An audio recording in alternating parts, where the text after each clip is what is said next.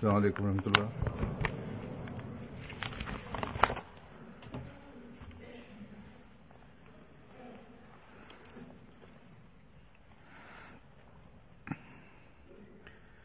أشهد أن لا إله إلا الله وحده لا شريك له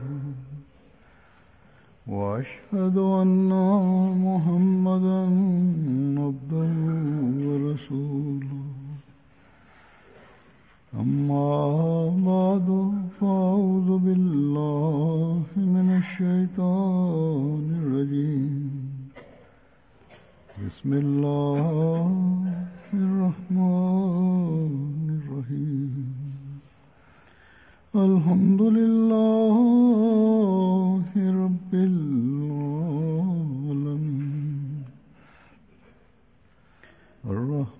الرحمن الرحيم مالك يوم الدين إياك نعبد وإياك نستعين اهدنا الصراط المستقيم صراط الذين أنعمت عليهم غير المغضوب عليهم ولا الضالين.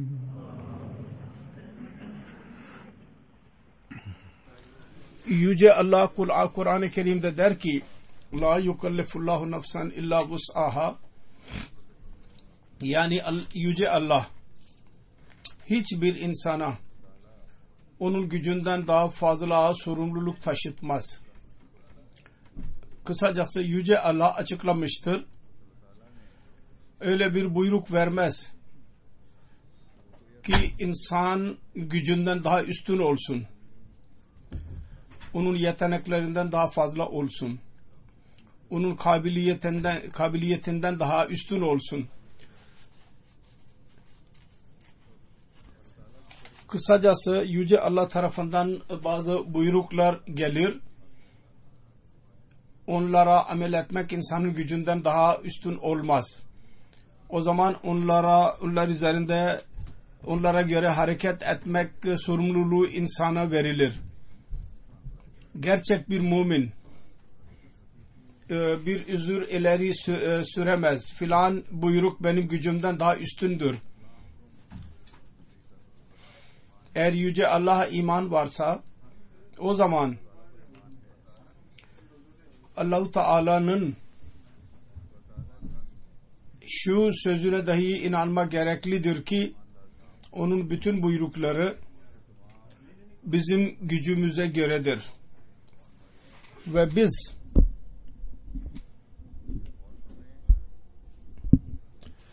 onlara göre bütün yeteneklerimize göre amel etmeye çalışmamız gerekir.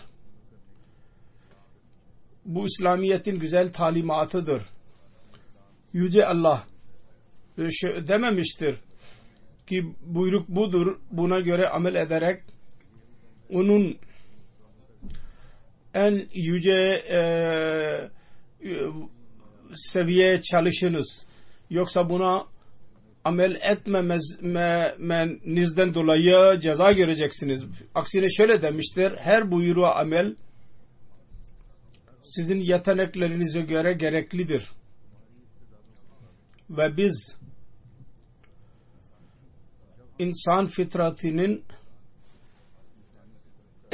durumunu incelediğimiz zaman öğreniyoruz ki her insanın durumu ötekinden farklıdır.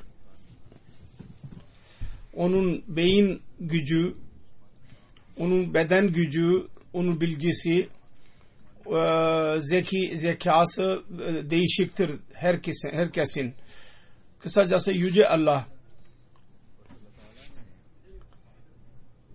insanın zaaflarını, onun durumunu ve onun yeteneklerini göz önünde bulundurarak kendi buyruklarında öyle bir kolaylık koymuştur ki en üst seviyesi de vardır, en aşağı seviyesi de vardır ve en üst seviyesi de vardır. Böyle olunca Yüce Allah der ki siz benim buyruklarıma göre iyi niyetle amel ediniz. İşte bu güzel talimat budur İslamiyet'in. İnsan fitratini göz önünde bulundurarak bu talimat ileri sürülmüştür.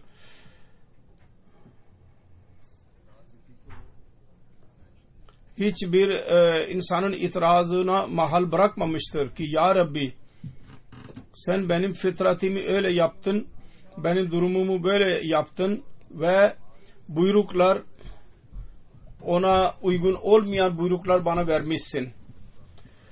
Sen bana emir veriyorsun ki en üstün seviye senin buyruklarına göre ben en üstün seviyeye ulaşayım. Ve benim bedensel gücüm şöyledir ki ben ona göre amel edemeyeceğim en üstün seviyede. Yahut benim beyin zekam yoktur. Yahut diğer bazı zaaflarım vardır ki o en üst seviyeye ulaşmama manidir. Ben nasıl ona amel edebileyim? Fakat Yüce Allah la yukallifullahu nafsen illa vus'aha buyurarak bütün özürleri ortadan kaldırmıştır. Yüce Allah insana kendi buyruklarını, kendi talimatlarına göre amel etmek tabii ki ona sorumluluk tutmuştur. Demiştir ki yap buna göre. Fakat onun en küçük seviyesini dahi beyan ederek ona amel etmeyerek cezadan kurtulanların özrünü baki bırakmamıştır. Dedi ki durumlar böyledir. Bunlara mutlaka çalışacaksınız. Bunlara göre amel edeceksiniz. Hz. Mesih Maud Aleyhisselatü Vesselam bu konuda bir yerde şöyle buyurmuştur. Hiçbir insan akıl dışındaki sözleri kabul etmeye mecbur olamaz. Kuvvetlerin dayanma gücü ve havsaladan daha fazla dini bir sorumluluk verilmemiştir. La yukallifullahu nafsan illa vus'aha. Bu ayetten açık olarak anlaşılıyor ki Yüce Allah'ın buyrukları öyle değildir ki onlara amel etmek bir insan yapamasın. Ve şartlar ve buyruklar dahi Allah-u Teala şöyle şu gaye için indirmemiştir ki fasahat ve belagat, akıcılık ve insana sorumluluk versin ki ben ne güzel şey söyledim. Zor söylesin ve bilmece gibi onu öne sürsün. Dedi ki ve böylece kendisi karar vermiş idi önceden ki nerede zayıf insan ve nerede bunlara göre amel etmek. Yüce Allah bundan daha üstündür ve paktır ki öyle boş iş yapsın. Kısacası Yüce Allah her insanın güçlerini, kuvvetlerini Allah-u Teala kendisine bazı yetenekler vermiştir, uzuvlar vermiştir. Onun dayanma gücüne göre kendi buyruklarına göre amel etmeyi beklemiştir insandan. Yüce Allah bizim gibi değildir ki buyruk versin korkutmak için. Ki mesela bazı görevliler kendisinin altında olanlara buyruk verirler ve amel etmemekten dahi onları küçük düşürürler. Bazı büyük görevliler. Fakat Allah-u Teala'nın rahmeti geniştir kulları üzerinde. İnsan amel etsin. Allah-u Teala'nın emrettiği konular üzerinde onun kat ecrini verir. ve her bir insanın yeteneğine göre ondan ameli bekler ve birçok ecir verir ona. Öyle Allah ki kendi kulları üzerinde o kadar merhametlidir. Onun sözlerine göre amel etmek, insan kendi yeteneklerine göre çaba sarf etmemeli midir? Şüphesiz gerçek mümin onun için çaba sarf edecek ve etmelidir de. Sonra bir yerde Mesih Maud Aleyhisselatü Vesselam der ki la yukellifullahu nafsan illa vus'aha. Bunu açıklarken Mesih Maud Aleyhisselatü Vesselam şöyle buyurmuştur. Şeriat kolaylığa dayalıdır, sertlik üzerinde değil. Yani her insandan onun yeteneklerine göre muamele yapılacak. Din kolaylık verir. Onun için Allah-u Teala yeteneklere göre amel etmeyi ileri sürerek en küçük ve en büyük sınırlarını belli etmiştir. Sınırlar koymuştur. Her insanın kendi zihinsel ve bilgisel duruma göre insanın akıllarını dahi sınırlandırmıştır. İşlerini dahi sınırlandırmıştır. İnsan zihinsel olarak hasta olursa, deli olursa o başka. Fakat en küçük zihine sahip olana göre dahi ona yetenekler varsa ona göre amel ondan beklenir. Yüce Allah da ister ki her insan iman sahibi olsun. Onun için o en küçük aklı dahi onun sınırını belli etmiştir. Her kimin yeteneği neyse ona göre iman mutlaka elde etmeli.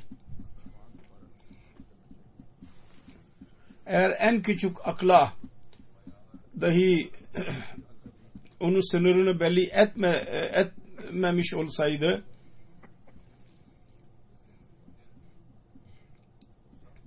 o zaman herkes iman etmeye mükellef olmazdı. Yani onlar için gerekli olmazdı iman sahibi olmayı.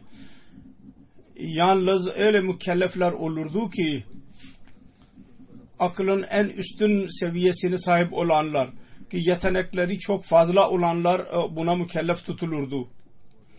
Eğer bir insan bir şeyi anlayamazsa o zaman ona göre amel etmemek suçu yapılamaz kendisine.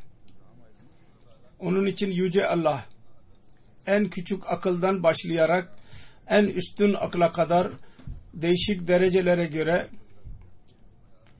seviyeler ileri sürmüştür. Birisi çok akıllıdır, birisi az akıllıdır. Birisinde yetenekler daha fazladır, kimisinde azdır. Maddiyat konusunda dünya işlerinde dahi biz görürüz.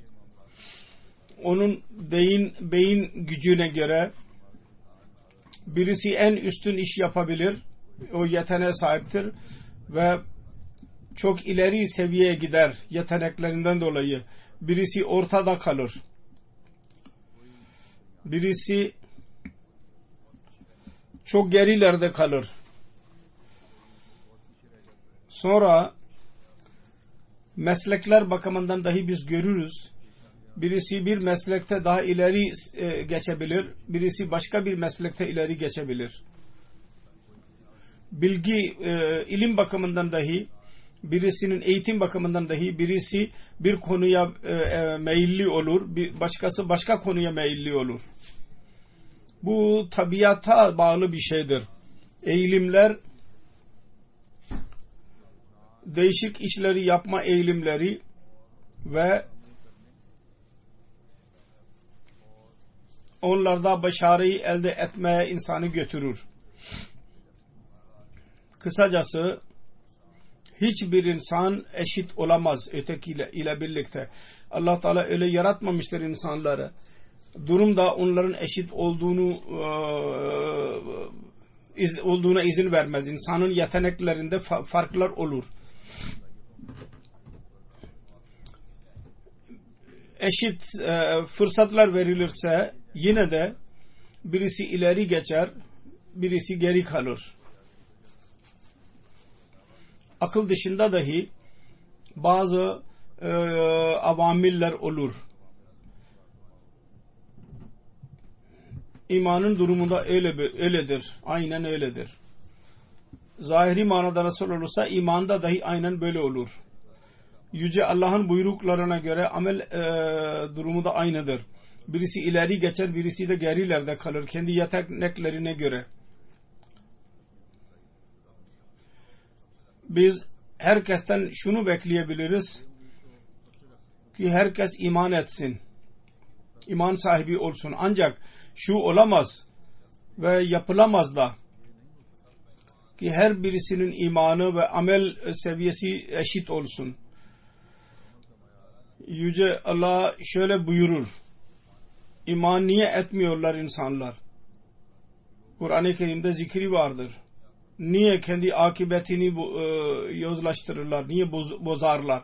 Fakat şöyle bir talep yoktur Kur'an-ı Kerim'de ki Hz. Ebu Bakir radıyallahu anhu ve Hz. Ömer radıyallahu anhu gibi mümin niye olmuyor her insan?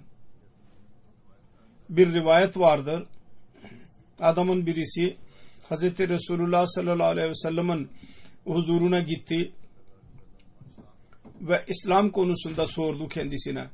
Resulullah dedi ki gece gündüz arasında 5 vakit namaz kılmak, gece gündüz arasında, bunun dışında da namaz var mı diye sordu. Namaz farzdır. Resulullah dedi ki hayır, 5 namaz dışında bir namaz farz yoktur. Eğer nafile kılmak istersen o zaman yapabilirsin, kılabilirsin. Sonra Resulullah sallallahu aleyhi ve sellem dedi ki bir ay oruç tutmak farzdır. O sordu bunun dışında da var mı oruçlar? Farz dedi yok. Farz oruçlar yoktu bunun dışında ama nafile oruç tutmak istersen tutabilirsin. Aynı şekilde Hz. Resulullah sallallahu aleyhi ve sellem zekattan dahi bahsetti. O sordu. Bunun dışında da üzerime bir zekat var mı? Resulullah dedi ki yok. Evet, sevap için nafile olarak sadaka verebilirsin. Sana izin vardır.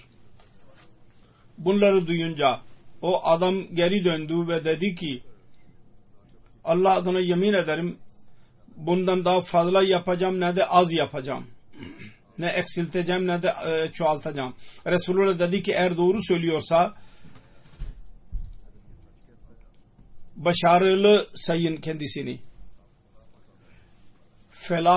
Felaha ulaşacak, başarıya ulaşacak. Ve öylece cennet müjdesini verdi ona. Kısacası bundan anlaşılıyor ki İslam her bir insandan Hz. Ömer, Hz. Ebu Bakir gibi radıyallahu anh imanını istememiştir onlardan. Her birinin değişik dereceleri vardır. Her birinin yetenekleri farklıdır. Her bir insanın imanın seviyesi vardır. Hz. Ebu Bakir radıyallahu anh kendi zekat dışında dahi bütün malını evden çıkarıp getiriyor. Hz. Ömer zannediyor ki ben ileri geçeceğim ve malın yarısını getiriyor. Fakat baktı ki Hz. Ebu Bakir radıyallahu anh bütün malını getirmişti. Demek ki burada da dahi ayrı ayrı seviyeler vardır. Evet. Şüphe yoktur ki bu seviye herkesten beklenemez, mutalebe edilemez. Fakat tahris edilmiştir. Denmiştir ki nafilenin sevabı vardır. Eksiğine hatta şu dedi ki şu dahi ki nafile farzların eksikliklerini giderirler. İmanda ve yakini çoğaltırlar insanın imanını. Fakat şöyle bir buyruk yoktur ki mutlaka her bir insan için farzdır. İster durumu olsun ister olmasın ki nafile kılsın. Yani farzlarda ne varsa yalnız namaz değil, mal fedakarlığı için, zaman için, çünkü yüksek seviyeye göre amel etmek yeteneklere göredir. Her insan için farz değil onun için o. Ve yetenekler farklı oluyor.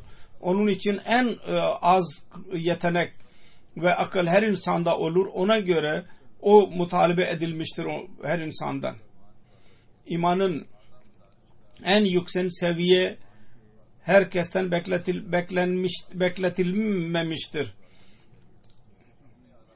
En üstün iman sahibi olanların kendi yeteneklerine göre olur. Ve en zayıf yeteneklere sahip olan insandan başka şekilde beklenmiştir. İşte bu yeteneklere göre bu konmuştur. Bu beklenti. Ve hiçbir insan eziyete sokulmamıştır. Hz. Mesih Maud Aleyhisselatü Vesselam bir yerde buyurmuştur. Yüce Allah insanın nefislerini onların bilgisel genişliğinden daha fazla başka bir şey kabul etmeye onları mükellef kılmaz ve öyle inançları ileri sürer ki onları anlayabilmek insanın yeteneklerinin sınırları içinde olur ki onun buyrukları eziyet mala yutak olmasın, yani taşıyamadığı bir güç olmasın. Kısacası her bir insanın ameli ve zihninin yeteneğinin sınırı ne ise onun hayrının sınırı da odur. Ölçüsü odur. Çünkü Yüce Allah bir insana kendi gücünden daha fazla eziyet vermez. Burada şu dahi açık olmalı ki Allah-u Teala'nın gözü bizim kalplerimizden içine kadardır. Derinlemesine bizi görebilir. Hiçbir özür, kendi bilgisizliğimiz yahut akıllımızın az oluşu yahut yeteneklerimizin az oluşunun özrü Allah-u Teala katında makbul olamaz. Onun için bunu göz önünde bulundurarak sonra kendi yeteneklerimizi muhasebe ederek kendi imanımızı ve amelimizi muhasebe etmeliyiz. Şu değil ki en küçük seviye vardır, biz artık izin verildi. Hayır, Resulullah'ın en küçük beyan ettiği 5 vakit namaz idi. Farzdır. Ve bir erkek için 5 vakit namaz cemaat ile birlikte imamın arkasında farzdır. Oruçlar farzdır. Ve eğer mal varsa zekat farzdır.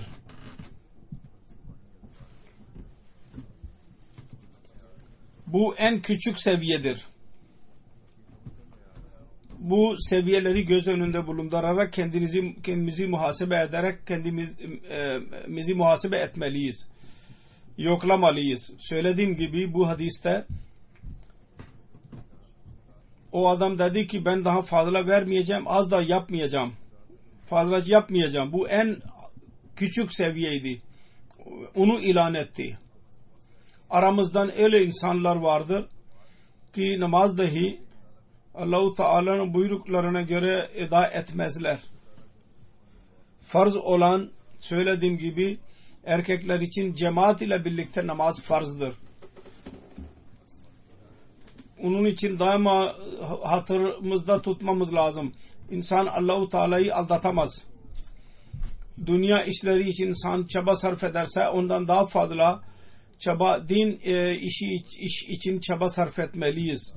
Ve yeteneklerimizi çoğaltmaya da çalışmalıyız. Dünyada biz görürüz ki zayıf insanlar daima kendileri için bir güvence ararlar. Fakat yetenekler ayrı ayrı olur. Onun için bazı kimseler ki aralarında bir yetenek varsa onlar ileri geçerler. Fakat bazıları daha fazla güvence isterler. Fakat bu olamaz ki yorularak otursunlar. Ki benim yeteneğim bu kadar idi, ben daha ileri geçemem. Hayır. Dünya işlerinde böyle olabilir. Yetenekten daha fazla bir sorumluluk taşıtılmış olsun bir insana. Fakat dini muamelelerde bu değildir. Zikri geçtiği gibi en az seviyeden daha fazla soru dahi sorulamaz. Ki yeteneklerden daha fazla niye yapmadı? Ona sorumluluk taşıtıldı. Hayır. Bazı sözleri anlamak için bazı güvenceler gerekli olabilir. Nasıl ki dünya işlerinde olduğu gibi. Bu güvencelere göre zayıf müminler onlara göre eğilmelidirler. Nasıl ki zayıf bir öğrenci mesela hocadan sık sık bir dersi anlamaya çalışır. Ve hocanın çabasıyla o öğrencinin seviyesi yükselir. Fakat eğer hoca yardım etmezse o zaman geri kalır. Çok geri kalır öyle bir öğrenci. Ancak yardım etmeyen hocalar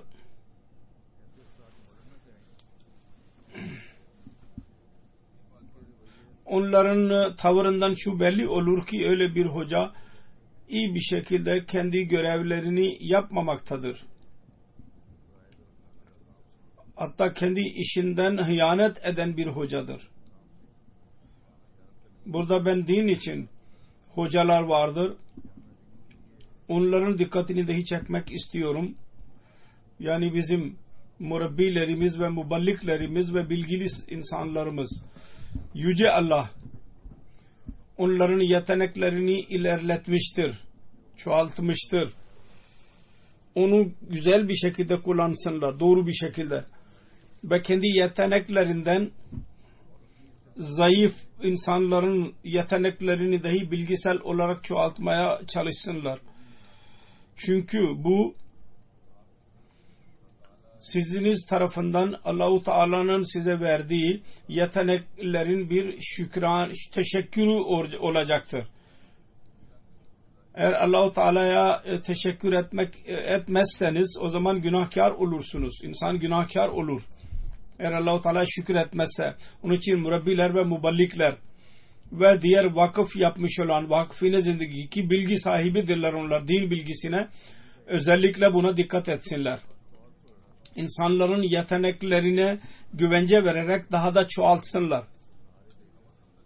En az seviyeden daha üstün seviyeye yeteneklerini çoğaltma konusunda onlara yardımcı olsunlar. Yahut onların bulunduğu derecelerin değişik seviyeleri vardır. Onları dahi çoğaltmaya çalışsınlar.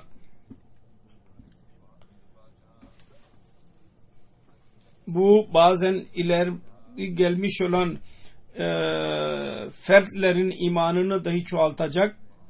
Aynı yerde cemaatin ilerlemesinde dahi büyük rol oynayacak.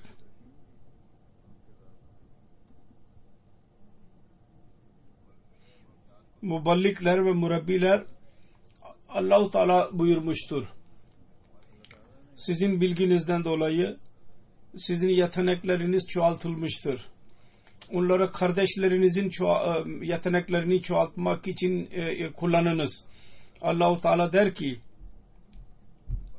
وَلْتَكُمْ مِنْكُمْ اُمَّةٌ يَدْعُونَ اِلَى الْخَيْرِ Aranızdan bir cemaat olmalı. Öyle bir cemaat olmalı, bir topluluk olmalı ki onların görevi yalnız şu olsun, insanları hayıra doğru davet etsinler. Bugünlerde Yüce Allah'ın lütfuyla bütün dünyada cemaatin birçok cami Ahmediyeleri vardır. Oradan din bilgisine sahip olarak murabbiler ve muballikler çıkmaktadırlar. Onların görevi şudur. Cemaatin terbiyesine göre dikkat etsinler. Terbiyesine dikkat etsinler. Din bilgisini yalnız belli fırsatlar için konuşmalar ve münazaralar yapıp birkaç insana tebliğ yapmak için öğrenmediler. Aksine durmadan kendilerini bu işte meşgul tutmalıdırlar. Bu onların sorumluluğunun kapsamındadır. Kendilerine dahi terbiye etmelidirler ve onların imanlarını ve yakinlerini çoğaltmanın yollarını dahi kendilerine söylemelidirler. Onların yeteneklerini yükseltmeye çalışmalıdırlar. Ve dünyayı hayıra davet etmenin yepyeni yollarını dahi icat etmelidirler. Bazı tecrübe sahibi olurlar, derler ki iş yoktur. Verilen işi biz hemen yapıyoruz derler. Fakat bu doğru değil, bu yanlıştır. Bu yalnız bahaneler olur. Bazı kendi işine dikkat edeceğine, kendi evlerinin sorumluluğuna daha fazla dikkat ederler. Bazılar kendi zatı üzerinde daha fazla dikkat edenler olurlar. İster birkaç olursa, ama eğer öyle bazı kimseleri görürsek, küçük cemaate onlar apaçık bir şekilde öne çıkarırlar. Haftada 3 gün değişik alışveriş merkezlerine giderler. Yeni gelenlerden bahsetmiyorum. Onlar arasında Allah-u Teala'nın lütfuyla birçok kimseler vardır ki fedakarlık hissiyle doludurlar. Ve şimdiye kadar onlar bir his ile çalışıyorlar. Dua ediyorum Allah-u Teala onlara nasip etsin, aynı şekilde çalışsınlar.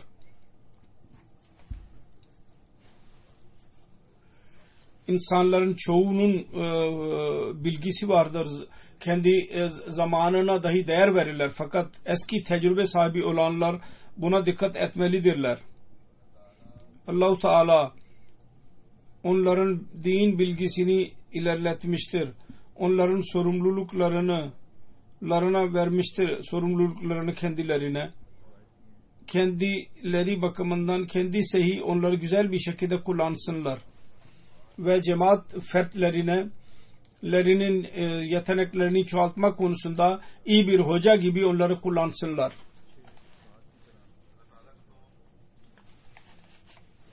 Yüce Allah biliyordu. Nizamı yürütmek için, yürürlüğe koymak için hangi nizam olursa olsun dünyada değişik insanlar gerekli olurlar.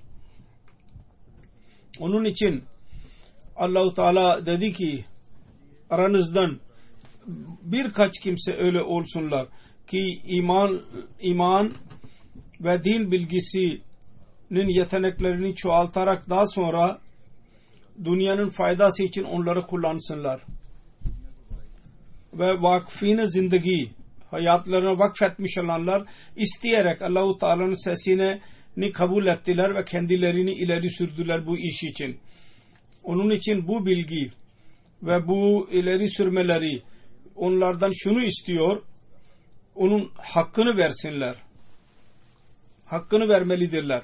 Bu doğrudur ki bu bilgiyi öğrenmek ve öğretmek konusunda herkes eşit olamaz. Herkesin kendi yetenekleri vardır.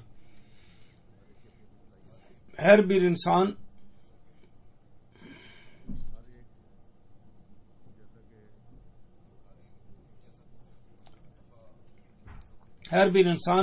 eşit bir şekilde diğer insanlara fayda veremez ve onların yeteneklerini ortaya çıkaramaz.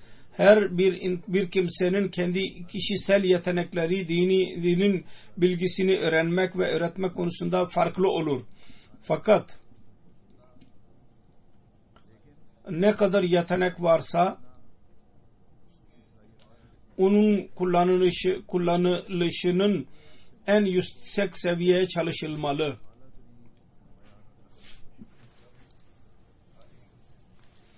Ve her bir insan böyle bir şekilde çaba sarf ederse, o zaman zayıf kardeşleri için nasıl faydalı olurlarsa orada cemaatin seviyesini dahi yükseltenler olacaklardır. Kısacası vakıfine zindagi, hayatlarını vakfetmiş olanlar ve özellikle murabbilerin sorumlulukları çoktur ve çok önemli rol oynayabilirler cemaat üyelerinin yeteneklerini yükseltmek konusunda. Aynı şekilde görevliler vardır. Cemaat görevlileri, cemaat üyeleri. Onları şu bakımdan seçerler görevli olarak. Onlar zannederler ki bu biz onları görevli olarak seçtiğimiz kimselerin yetenekleri, onların bilgileri, onların akılları bizden daha iyidir. Ben zannediyorum ki seçenlerin bu düşünceleri olmalı. Çünkü bu olmadan kendi emanet hakkını veremezler. Çünkü bu en aşağı, en düşük seviye budur. Bu farzı eda etmek için bu en küçük seviye dahi seçenler seçtikleri zaman gözlerinin önünde bulundururlarsa, o zaman hiçbir zaman öyle bir görevli seçilemez ki yalnız görev için seçilsin. Kısacası görevlilerin dahi sorumluluğudur. Cemaatin bilgisel ve dini ilerleme seviyelerini yükseltmeye çalışsınlar. Onların yeteneklerini çoğaltmaya çalışsınlar. Ki yetenekler dahi çoğalsın. Her bir insanın yetenekleri dahi çoğalsın. Terbiye konusu vardır mesela. Terbiye sekreteri ve sadır cemaat ve diğer amile üyelerinin dahi sorumluluğu vardır ki kendi amel örnekleriyle birlikte buna dikkat etsinler. Mesela hutbeler dinlemek vardır, ders dinlemek vardır. Cemaatin programlarına katılmak vardır. Ki dini ve bilgisel ve manevi olarak ilerleme olsun.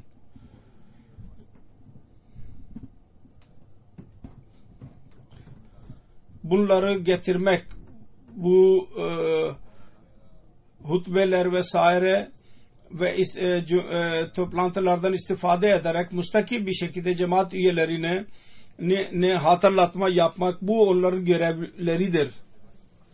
Bu murabbilerin sorumluluğu olduğu gibi görevlilerin dahi sorumluluğudur. Amilerin bütün üyelerinin sorumluluğudur. Bazı murabbiler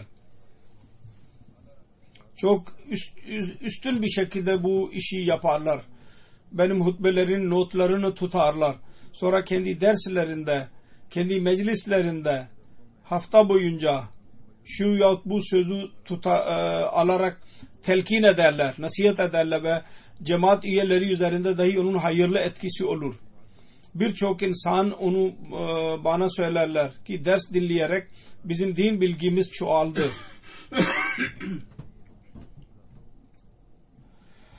Filan ameli biz güzel bir şekilde yapma yolunu öğrendik. Bizim tembellerimiz yok oldu. Ancak eğer bunu alarak görevliler dahi ve sorumluluklar dahi diğer sorumlular otururlarsa, biz kendi dersimizde Mesih Maud Aleyhisselatü Vesselam bir iktibasını okuduk. Yahut insanlar Emirül Müminin hutbesini dinlerler. Onun için sık sık kişisel olarak ve değişik meclislerde dahi bunları tekrar etmemize gerek yoktur, hatırlatmaya gerek yoktur derlerse bu yanlış olur. İster şu niyetle dahi bu nasihate mani olurlarsa ki eğer Emirül Müminin halifesinin etkisi olmasa bizim nasihatimizin etkisi nasıl olacak? Yine yanlıştır bu. Hatırlatma mutlaka gereklidir. İlk olarak şu ki bazı kimseler bazı şeyleri anlayamazlar. Ben kendim çaba sarf ediyorum ki Mesih Maud Aleyhisselatü Vesselam'ın iktibaslarının kelimelerini kendi kelimelerimde kolay bir şekilde beyan edeyim. Fakat ben yine muhasebe yaptım, yokladım. Bazı kimseler derler ki biz anlayamadık yahut onların anladıkları doğru değildi. Onun için eğer zaman zaman kolay bir şekilde hafif bir şekilde meclislerde nasihat edilirse o zaman yetenekleri az olanlar dahi onu anlayabilirler. Kısacası güvence mutlaka gereklidir, güvenceler. Ve sorumlu olanların görevidir ki zayıfların güvencesi olsunlar. Bazı kimseler kendileri dahi anlamaya çalışırlar. Birçok insan bana yazarlar. Biz hutbeyi 2 defa 3 defa dinledik ve ondan sonra biz anladık konuyu. Fakat her insan dikkat etmez ona. Onun için dinin hizmeti için vakfetmiş olanlar ve üzerlerinde sorumluluk olan ki zayıfların güvencesi olsunlar.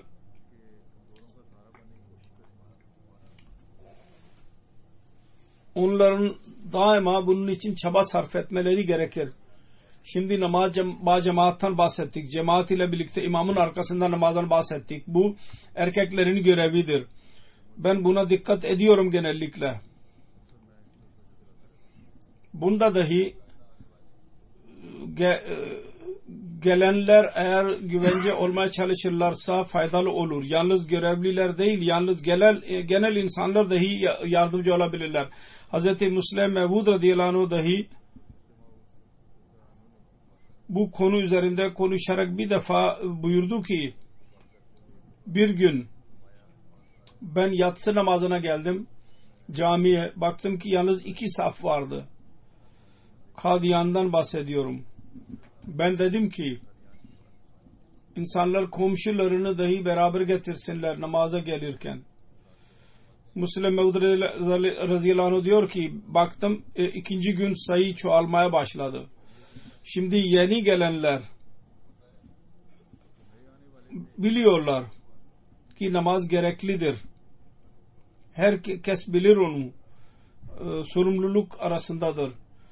Fakat bu yetenek eksikliği vardı ki bunu hatırda tutsunlar.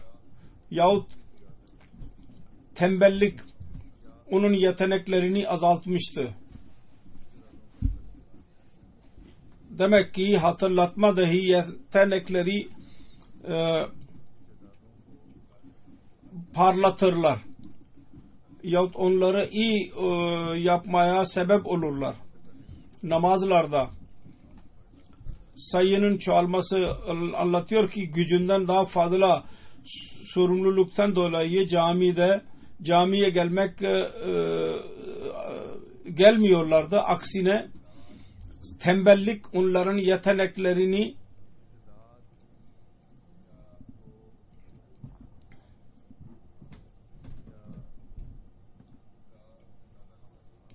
onun yeteneklerinin önemini anlayamadılar. Ve bundan dolayı yetenekler körülmüş oldu. Tembellikten dolayı ve camiye gelmemeye başladılar ve az çabadan sonra insanlar kendi tembelliklerini atabilirler. Onun için geçen günlerde ben özellikle bazı terbiyet işlerine İmam Bey'e, İtal Mucib Raşid Bey'e dikkatini çektim. Şunu dahi söyledim. Birbirini camiye getirme konusunda yardım edin. Bu da cemaat üyelerini söyleyin. Burada eğer fasılalar fazla ise komşular kendi bineklerini değiştirerek gelebilirler ki petrol masrafı insanın yüklenmesin. Bazı kimseler daha önce dahi yaparlar bunu. Gillingham'da bir arkadaş bana anlattı. Sabah namazına giderken onun dostu 10 gün önce telefon ediyor bana. Ben şu zamanda geliyorum. Hazır bulun. Sabah namazına gideceğiz. Eğer böylece birbirlerine söylerseniz caminin sayısı, namaz kılanların sayısı çok fazla olabilir. Onun için daima hatırımızda tutmamız lazım. Her sözden her insan eşit bir şekilde istifade edemez. Hatırlatma gerekli olur. Söylediğim gibi her bir kimse kendi yeteneğine göre sözü cezbetmeye çalışır. Bazı kimseler çaba sarf ederler Bazı kimseler güvence arayarak daha iyi olmaya çalışırlar. Bazı kimseler için güvence olmak gerekli olur ki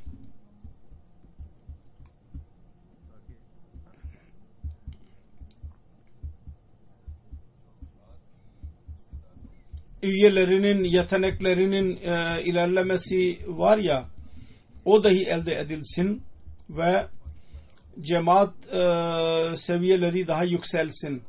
Onun için nizam cemaati ve üyeler dahi daha iyi olanlar kendi hakkını vermelidirler.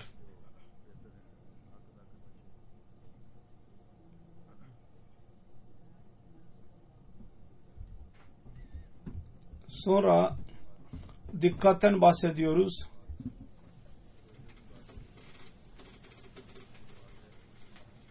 Dikkati tutmalıyız, zinde tutmalıyız. Hutbeler esnasında dahi ben de gördüm. Bazı kendileri dahi hissederler. Bazı kimseler uyurlar. Ve yalnız uyumazlar. O kadar derin olarak inerler ki yandaki insan üzerine düşerler. Sonra onun itmesi gerekiyor. Uyanı. Öyle insanlar dahi vardır. Sonra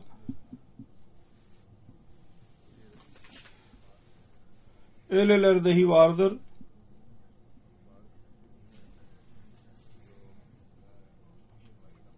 Ki doğru duyamazlar ve anlamı dahi öğrenemezler. Bazı kimseler düşüncelere dalarlar. Öyle değişik insanlar, onlar için düşünmek ki hutbeyi dinlemiştir demek, bunun yetkisi ne olabilir? Etkisi onlar üzerine. Kısacası onlar için hatırlatma gereklidir. Söylediğim gibi mutlaka hatırlatmalıyız onları. Celsalar esnasında dahi bazı kimseler naralardan, sloganlardan belki kendi uykularını gidermek isterler yahut diğer insanları uyandırmak için nara atarlar. Fakat konuşmayı dinlemek, hutbeyi dinlemek, dikkatli bir şekilde dinlemek, onu cezbetmek, ona göre amel etmek, bütün bunlar, bu sözler her bir insanın kendi yeteneğine bağlıdır. Ve eğer hatırlatma yapılırsa o zaman yetenekler daha güzel olur.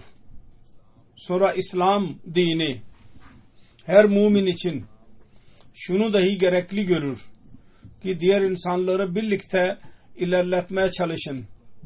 Yalnız murabbiler yahut görevlilerin sorumluluğu değil, daha önce belirttiğim gibi. Namazı için getirmek için dikkat, bizim camilerimizin etrafında yakın olan komşular vardır. İlla uzaktan getirmek değil, yakın olanlar da çaba sarf etsinler. Fazıl Camisi'ne yahut Beytül Futuh yanındakiler, insanlar eğer komşularının dikkatini çekerlerse burada sayı fazla olabilir ve diğer camilerde dahi aynı şekilde sayı çoğalabilir. Ve bu gerçek İslamiyet kardeşliğidir, sevgidir birbirleriyle karşı ki onlara bakalım ve onun dikkatini çekelim sorumluluklarına. Yüce Allah şunu dahi müminlere farz kılmıştır ki ilerlerse kardeşlerini dahi çağırsınlar. Gelin ve bunu elde edin desinler. Zaaflar, zayıf olanları çekerek getirsinler yüksek seviyeye. Bu iş Allah-u Teala'nın mükafatlarına varis kılacak. Diğer insanları çekip yukarıya getirmek. Resulullah buyurdu ki hayıra doğru çeken sevaba mustahik olur. Nasıl ki hayır yapan nasıl mustahik olursa, hak kazanırsa, onun için cemaat kılan nerede kendi namazının sevabını elde ederse 27 kat daha fazla, aynı şekilde ne kadar insanı daha fazla getirirse onların sevabını dahi elde edecek. Mesela adamın birisi eğer 3 kişiyi getirirse kendisiyle birlikte, o namazda onun sevabı 27 kat yerine 108 kat olacak.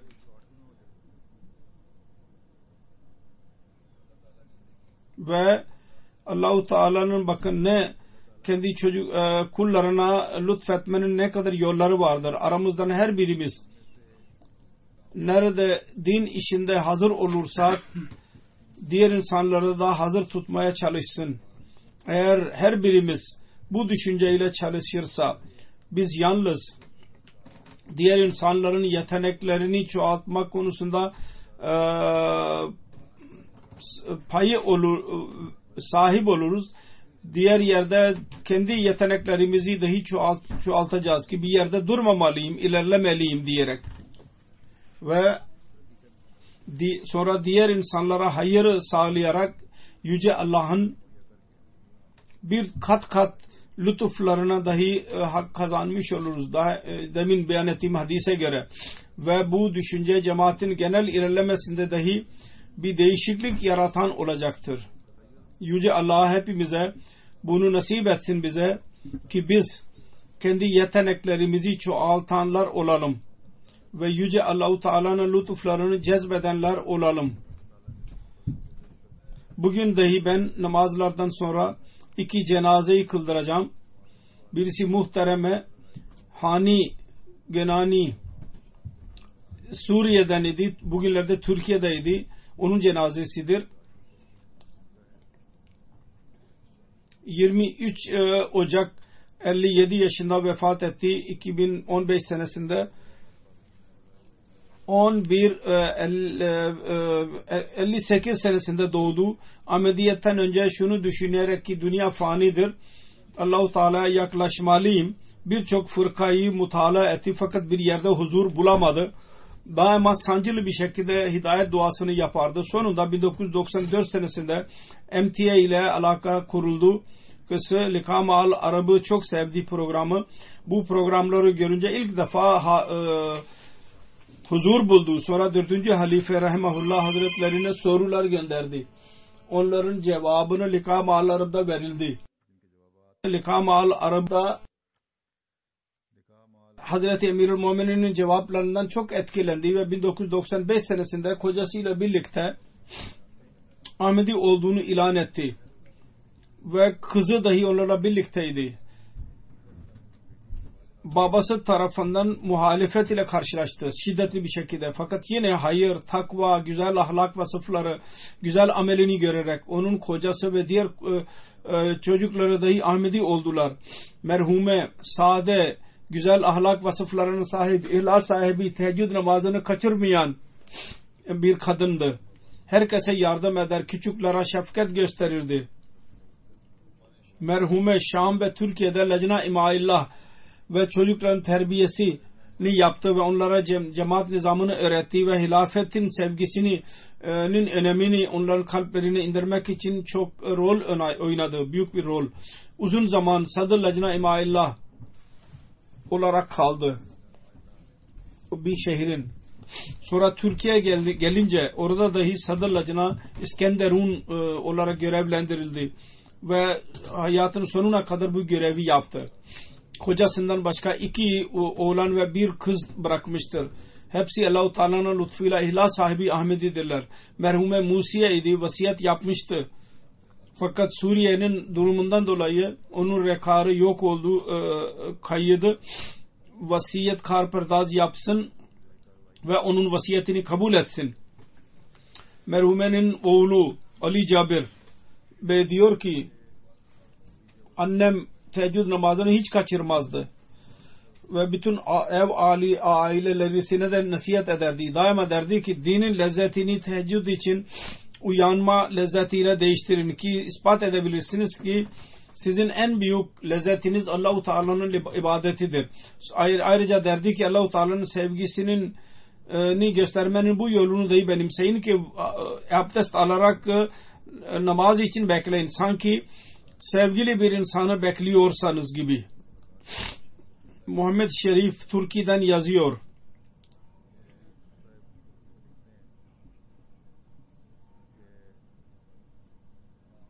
Hazreti Resulullah sallallahu aleyhi ve sellem ve Mesih Maud ve hilafeti çok severdi. Eğer onun yanında birisi oturursa daima bunlardan bahsederdi. Çok istiyordu ki biz Hazreti Mesih Maud aleyhissalatü vesselam'ın beklentilerine göre olalım. Daima Kur'an-ı Kerim'in ayeti ve Resulullah sallallahu aleyhi ve sellem hadisi ya Mesih Maud aleyhissalatü vesselam'ın kelamı üzerinde sözü biterdi. Fatma Cuma yazıyor. Ben biat ettiğimden beri merhume daima bana baktı ve beni hiç bırakmadı. Bir çocuğa Kur'an-ı Kerim'in tilavetini okuduğunu görünce yahut kaside-i Mesih Maud aleyhissalatü vesselam'ın kasidesini okuduğunu görünce ona hediye verirdi. Fatma yazıyor ki son olarak kendisiyle mülaki olmak için gittiğim zaman bana dedi ki ben sana vasiyet ediyorum ki daima halifenin sözüne bağlı kal. Allah-u Teala merhumenin derecelerini yükseltsin ve onun evladına ve nesline dahi cemaate bağlı kalmalarını nasip etsin. İslamiyet'in gerçek hizmet edenler olsunlar onlar. Nasıl ki arzusu vardı ki onun nesli daima gerçek İslam'a bağlı kalsın. İkinci cenaze Mukarreme Habibe Meksiko'dandır. 19 Ocak 2015 yaşında 100 yaşından daha fazla yaşta vefat etmiştir. 2014 senesinde cemaate girdi fakat bu yaşta dahi uzun yaşta namazı öğrendi ve Allah-u Teala'nın lütfuyla namaza bağlıydı. Dua eden, ibadet eden ve çok zikir eden, mizacı güzel olan takva sahibi bir kadındı. Vefatından önce öğle namazını kıldı. Zikir-i ilahi vardı dili üzerinde ve bu arada vefat etti. Doğuşu Meksiko'nun Chiapas bölgesinin bir köyünde bir Katolik bir ailede doğdu. Orada doğdu. Viladet Meksiko'da oldu. Babası kendi bölgesinin bilinen bir papazı idi. Katolikten ayrılarak Protestan olduydu. 1981 senesinde muhalefet din yüzünden katledildi. Öldürüldü.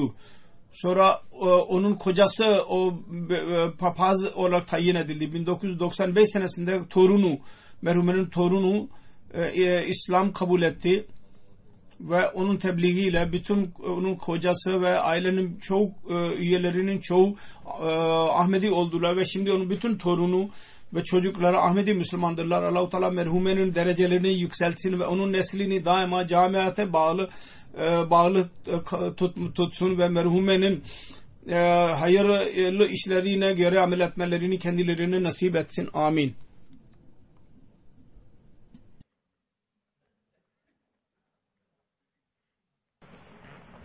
Elhamdülillah nahmaduhu ve nesta'inuhu ve nestağfiruhu ve nu'minu bihi ve netevekkalu aleyh ve na'udzu billahi min şururi enfusina ve min seyyiati a'malina. من يهده الله فلا مضل له ومن يضلل فلا هادي له ونشهد أن لا إله إلا الله ونشهد أن محمدا عبده ورسوله عباد الله رحمكم الله إن الله يأمر بالعدل والإحسان وإيتاء ذي القربى وينهى عن الفحشاء والمنكر والبغي يعظكم لعلكم تذكرون اذكروا الله يذكركم وادعوه يستجب لكم ولذكر الله أكبر.